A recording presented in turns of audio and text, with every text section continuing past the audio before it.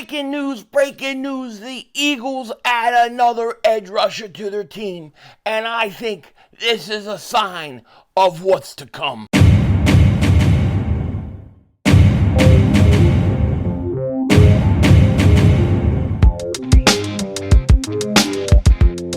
Dallas still stinks. Yo, by the way, Dingbat here. Hope everyone's having a great day. Hope you guys are doing well. Hope you're hanging in there. So a lot of you guys are wondering what's going to happen at the edge rusher position. What's going to happen with Haason Reddick? And that is something we're definitely going to find out. But regardless, if the Eagles go out and sign Haason Reddick to extension or trade him, either way, they're still going to add more pass rushers to this team. I truly believe that come free agency, the pass rushing position will be number one priority for the Eagles to go out and pay. And hopefully that will be along with having one Haason Reddick there. Now, that brings us to what happened today. The Eagles have signed an outside linebacker, edge rusher, to this team. And I truly believe this is a sign of things to come this offseason and in free agency. The Eagles have to revamp their defensive line. They have to get back to sacking the quarterbacks. Jeff Mosher is reporting this. Pound Eagles announced they have signed former Lions offensive linebacker Julian Okwara, was a 2020 third-round pick of the Detroit Lions, who was released in January, played just 9 games this season. Martin Frank wrote this. Pound Eagles signed offensive linebacker Julian Okwara, a third-round pick of the Lions in 2020. Had 5 sacks in 2021, 2 sacks this season in 9 games.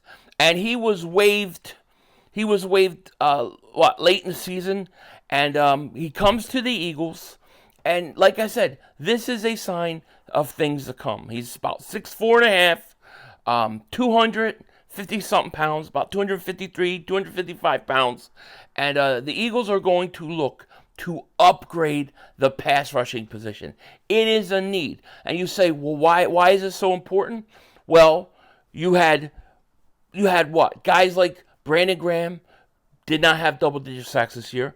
You look at Josh Sweat. He didn't have double-digit sacks this year. Haason Reddick faded at the end of the year. Now, a lot of that had to do with, of course, it had to do with the Eagles changing defensive coordinators. I think that played a big part of it.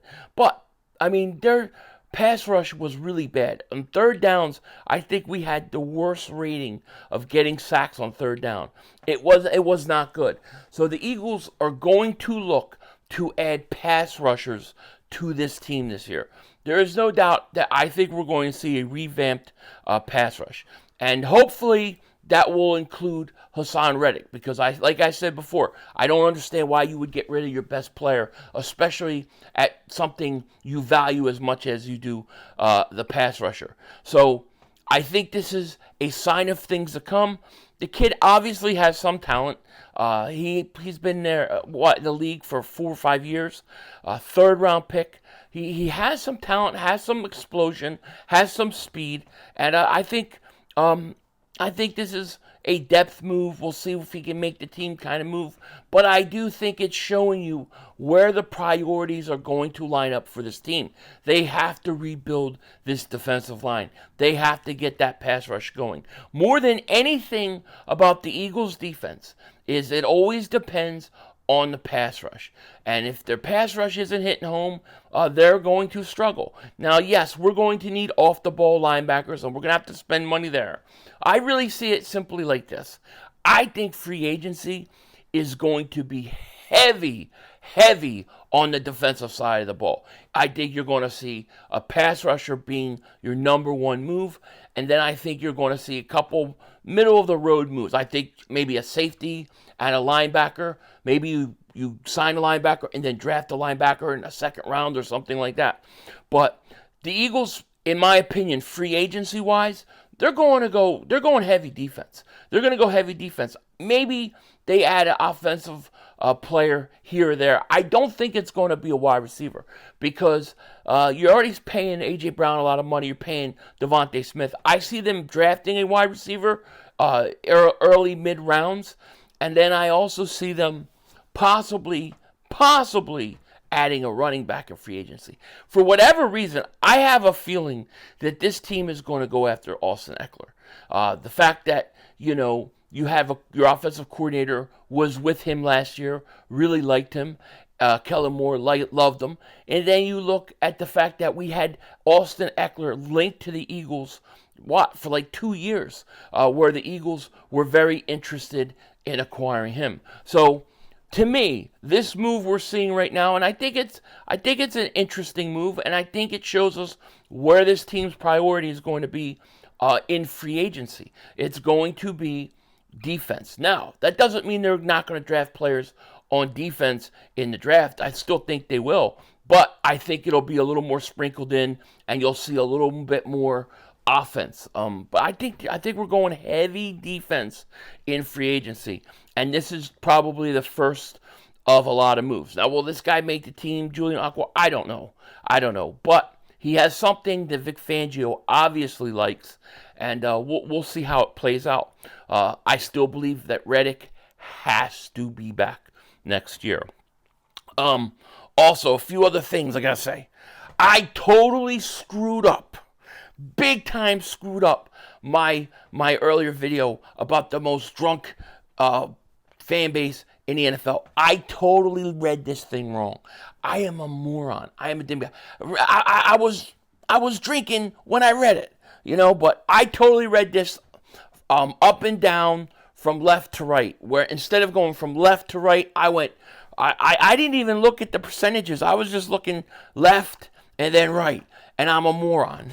So it looks like the Eagles we're not as sober as I thought, obviously. It looks like we're a little more drunk than the Dallas Cowboys, and it is what it is. But how can you blame us? After the historical collapse that we had last year, I'm sure people drank wrong. But I have to say, I have to come clean. I totally screwed that up. And that's what I get for doing a video at 5 o'clock in the morning before work, I wasn't even planning on doing this video except for there was breaking news because it's Valentine's Day. I got to go make babies today. I'm going for triplets. You know what I mean? I'm going to get 3 past the goalie tonight. That's my plan. That's my goal. So we'll see. But, it's crazy right now. Did you guys also see this? Did you see this? The 49ers fired their defensive coordinator. I'm shocked. They really scapegoated their defensive coordinator. Adam Schefter reported this. A change in San Francisco. Steve Wilks is out as the 49ers defensive coordinator. I thought he did a pretty good job. I really did. I mean, yeah, you know what? In the fourth quarter and overtime, Patrick Mahomes heated up. That's the way it goes. It's Patrick Mahomes. But I thought he did a good enough job to win the game. Maybe if your field goal kicker doesn't miss extra points. Maybe if your offensive line can block. Maybe if Purdy doesn't overthrow guys like Deebo Samuel. And maybe if Deebo Samuel actually showed up and played in the Super Bowl. It's amazing to me how coaches can often scapegoat guys. I mean, Shanahan really has to look at himself. He's in a position now where he can't win big games. Even as an offensive coordinator in the Super Bowl, they choked. He loses twice to the 49ers. It is what it is, but it's crazy how quick things can turn around. And I'll tell you what, I'll be honest with you. If I knew that they were going to fire Steve Wilks, I would have said, hold off. I would not mind him as a defensive coordinator of the Eagles. I definitely wouldn't. I like the aggressiveness in which his defense played. And I think he's getting definitely scapegoated. Okay, there's no question about it. Now, I don't think that's the same thing that happened with us. I think after looking at all the evidence and everything we've seen with Sean Desai, I think the Eagles had to do something. Nick Sirianni had to do something because the players weren't even talking to their defensive coordinator. They were tuning him out. So it's not quite the same situation, but it's amazing to me how quickly you can have a coach having a great year and then all of a sudden things can change. In San Francisco, they are panicking. They are frustrated. They keep choking. Brandon Ayuk is ready to go somewhere else. Hey, I think Brandon Ayuk is a great player. Go somewhere. Go to the AFC. Go to Cleveland. Go somewhere. Get the hell out of San Francisco. I absolutely love that idea. But 49ers, I think they're done. I think this was their last hurrah. Now they're going to collapse into as Mike Tyson says, they're going to fade into oblivion, or Bolivian, as he would say. But I absolutely love it. As far as the Eagles in this move, it's a minor move, no question about it. But I do really believe in my heart of hearts that this is a sign of kind of what they're trying to do. They are going to try to build up their pass rush. They're going to get a lot better. Now, they've got to be able to do that and keep Haason Reddick. If you let Haason Reddick go, you're letting double-digit sacks off the board. You're going to have to spend even more money at the end of the day to fix that pass rush. I wish we would have seen more from Nolan Smith. It would have been huge if he could have had like 8 or 9 sacks this year, 7. Just show us enough where it's like, man, he's ready to take over. We got to play this kid. But we didn't get that. So now the Eagles are looking to get pass rushers, all while talking about trading a possible pass rusher. I'm not believing it at all. I think the whole thing where Reddick can go talk to other teams is purely so the Eagles and Haason Reddick can work out an agreement. The truth of the matter is this. If the Eagles allow him to go see what other teams are offering him, and if he finds out he can't get the money he wants, he's going to have a lot less resentment signing an extension with the Eagles if he has to come down in price. He'll know what he could have gotten. So I actually think it's a good idea. I think everything is going to work out, but I still think the first move in free agency is going to be paying for another pass rusher. I think the Eagles are going to pay big money for it. And we'll find out. With that said, take care.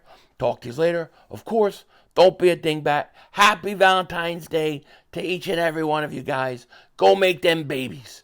Yeah, I think I said everything, right? Don't be a dingbat. It's Howie Vision. We're all just living in it. Peace.